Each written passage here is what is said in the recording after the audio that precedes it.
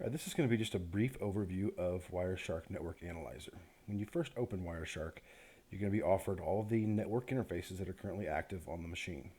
I have a lot here because this is a demo environment, but for this, I'm just going to double click Wi-Fi. Once you do that, it's going to open into the actual interface and start listening.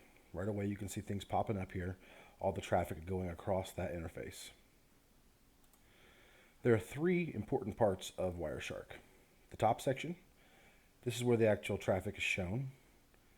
The middle section here, this is where the packet is actually broken down, all the information about the packet that was captured, header information, just all the detailed networking stuff. We're not going to get into it today.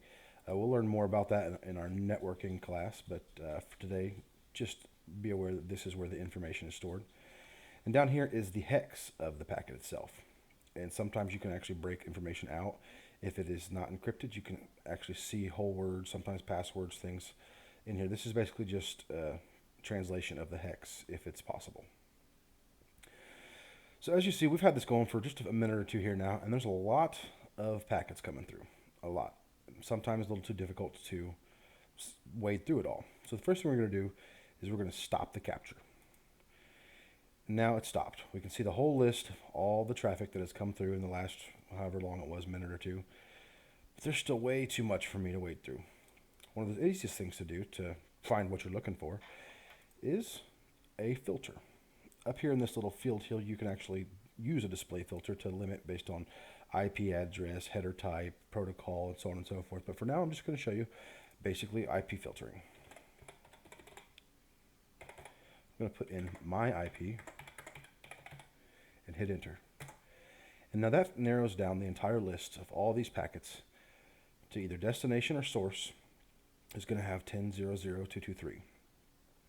And then I can go through and find exactly what I'm looking for, or I can use an additional filter to narrow it down even further. This is just the basics. Wireshark is extremely powerful. Given the right tools and the right user, you can uncover passwords, you can uncover clear text, anything in clear text really. It depends if a user is sending FTP, Telnet, any of those things. You can see exactly what they type in inside of Wireshark. It's a really powerful tool. I encourage everyone to go download it. Just see what's on your network. Just see what's being shared. You'd be surprised. There have been times when I've found sources or destinations that I've never even heard of going to other countries, and there were either services running that I wasn't aware of or a website that was, I won't say malicious, but definitely suspicious. So it's definitely fun to hop on here and just see what's coming across your network.